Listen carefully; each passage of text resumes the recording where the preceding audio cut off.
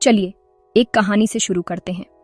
ये कहानी है समय की, जो हमेशा हमारे साथ रहता है लेकिन कभी कभी हमें चौंका भी देता है। समय की चाल को समझना आसान नहीं, और आज हम एक ऐसी कहानी सुनेंगे जो आपको सोचने पर मजबूर कर देगी। दो दोस्त, आरव और मीरा, जिन्हें सितारों से प्यार है।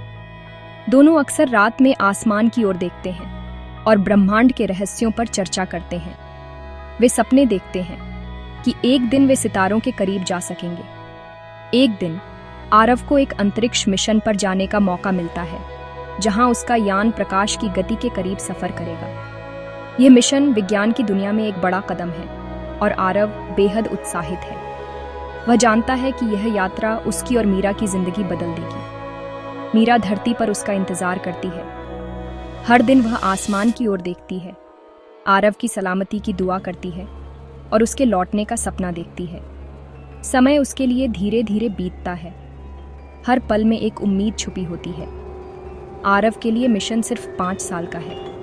अंतरिक्ष में वह अपने घड़ी पर समय देखता है और सोचता है कि धरती पर सब कुछ वैसा ही होगा जैसा उसने छोड़ा था। वह लौटने पर मीरा से मिलने को उत्साहित है। उसके मन में मीरा के साथ बिताए हर पल की यादें ताज़ा हैं और वह सोचता है कि दोनों फिर से साथ होंगे जैसे पहले थे। लेकिन जब वह लौटता है तो पाता है कि धरती पर 50 साल बीत चुके हैं। शहर बदल चुका है, लोग बदल गए हैं और समय ने सब कुछ बदल दिया है। मीरा अब बूढ़ी हो चुकी है। उसके बाल सफ़ेद हो गए हैं, चेहरे पर झुर्रियां आ गई हैं, लेकिन उसकी आंखों में आरव के लिए वही इंतज़ार है। आरव हैरान है। उसके लिए सिर्फ 5 साल बीते, लेकिन मीरा के लिए 50 साल। यह देखकर वह चौंक जाता है कि समय दोनों के लिए अलग अलग कैसे बीता। क्या समय सबके लिए एक जैसा नहीं चलता? क्या घड़ी की सुइयां सबके लिए एक ही रफ्तार से घूमती हैं, या इसमें भी कोई रहस्य छुपा है? आरव और मीरा की कहानी बताती है कि समय उतना सीधा नहीं है जितना हम सोचते हैं। यह कहानी हमें दिखाती है कि समय की धारणा हर किसी के लिए अलग हो सकती है। विज्ञान इसे टाइम डायलेशन या समय का विस्तार कहता है। जब कोई वस्तु बहुत तेज गति से चलती है तो उसके लिए समय धीमा हो जाता है, जबकि बाकी के लिए समय सामान्य गति से चलता है। तो क्या समय सच में सबके लिए अलग अलग चल सकता है? क्या यह सिर्फ विज्ञान की थ्योरी है या हकीकत में भी ऐसा होता है? चलिए इसका रहस्य समझते हैं। समय की इस पहेली को सुलझाने के लिए हमें विज्ञान की गहराई में उतरना होगा और जानना होगा कि समय हमारे जीवन को कैसे प्रभावित करता है। सदियों तक विज्ञान की दुनिया में न्यूटन का सिद्धांत सबसे ऊपर था।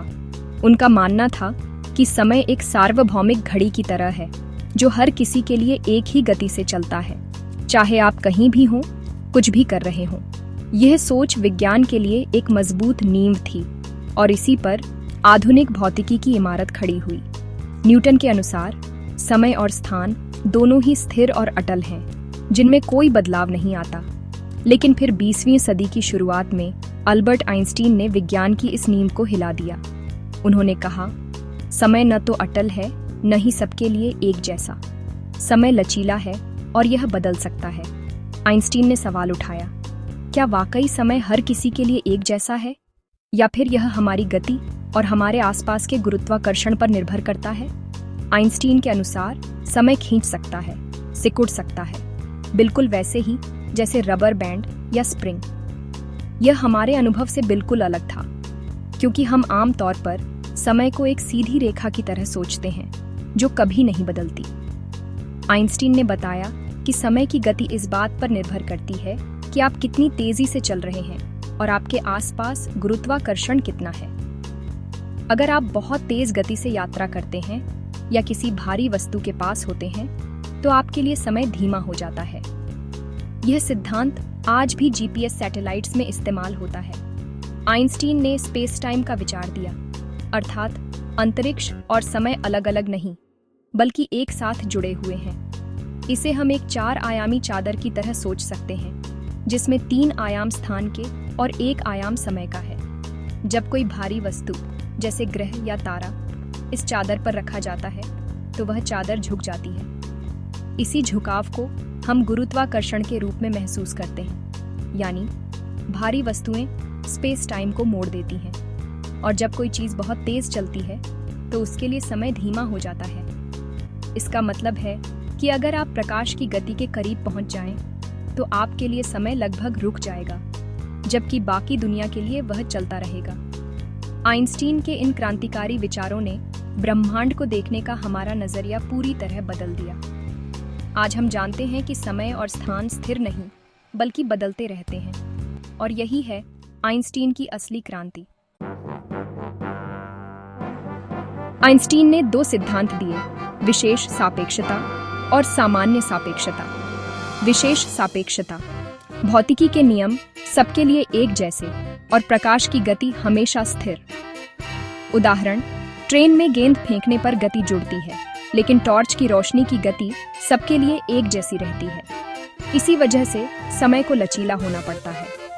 सामान्य सापेक्षता: गुरुत्वाकर्षण कोई बल नहीं, बल्कि स्पेस टाइम का झुकाव है।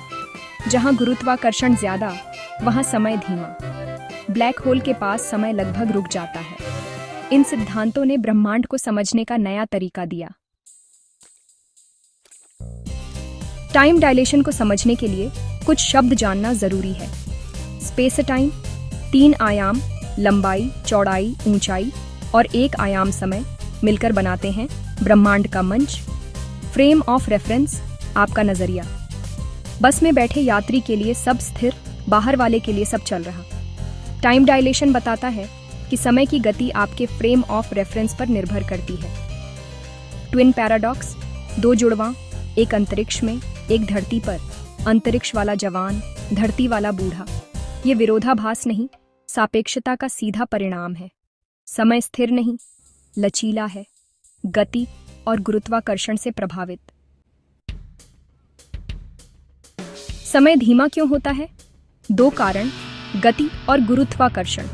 तेज गति से चलने पर समय धीमा, वेलोसिटी टाइम डायलेशन। उदाहरण, प्रकाश की गति के करीब यात्रा करने पर अंतरिक्ष यात्री के लिए 1 साल, धरती पर 10 साल। गुरुत्वाकर्षण टाइम डायलेशन: जहां गुरुत्वाकर्षण ज्यादा, वहां समय धीमा। समुद्र तल पर समय पहाड़ की चोटी से थोड़ा धीमा चलता है।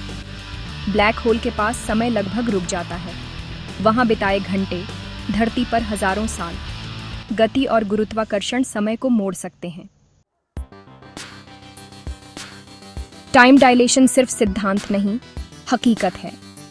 आइंस्टीन के सापेक्षता के सिद्धांत ने इसे सिद्ध किया है, और वैज्ञानिक प्रयोगों ने इसे बार बार साबित किया है। हाफेल कीटिंग प्रयोग: परमाणु घड़ियां हवाई जहाजों पर भेजी, लौटने पर समय में अंतर मिला।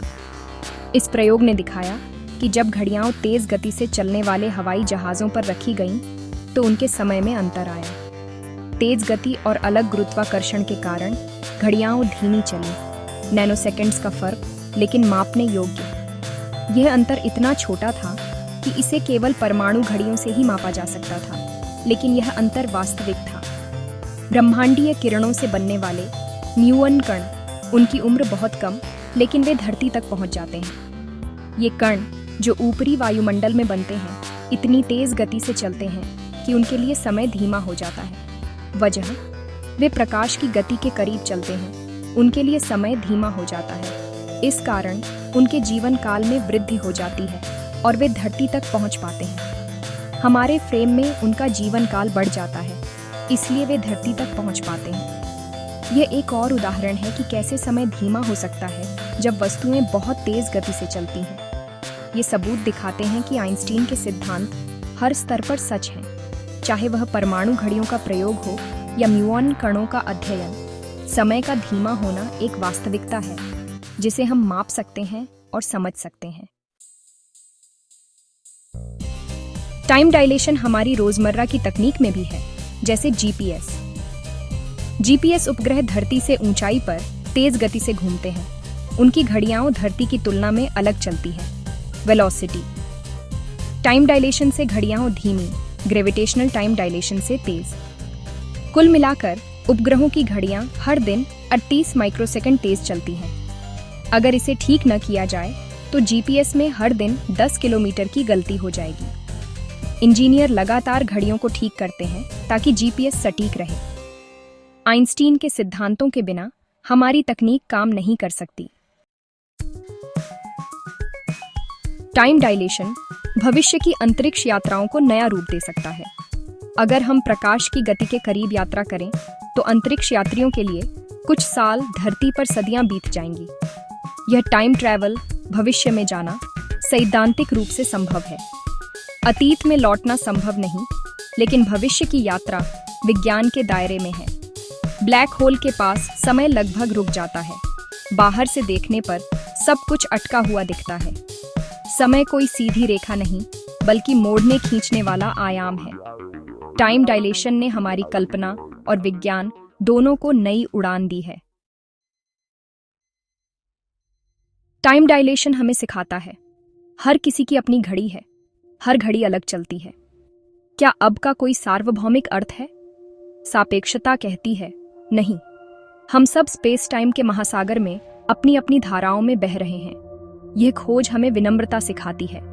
हमारी समझ सीमित है, ब्रह्मांड अजीब और सुंदर। विज्ञान हमें पर्दा हटाकर असली ब्रह्मांड दिखाता है। टाइम डायलेशन सिर्फ भौतिक घटना नहीं, बल्कि वास्तविकता की गहराई में झांकने की खिड़की है। समय की नदी सीधी नहीं बहती, यह मुड़ती है, धीमी होती है और ब्रह्मांड को और भी अद्भुत बनाती है।